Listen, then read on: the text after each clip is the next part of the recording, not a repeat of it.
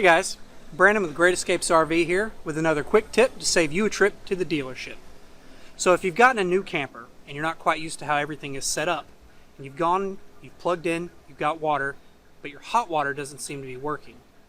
Before you call the dealership, what you want to do is sometimes on a Suburban water heater, there's another button out here, right below the gas valve. You'll want to make sure that's in the on position. Now I can go inside and make sure my water is working correctly. This is Brandon with another quick tip to save you a trip.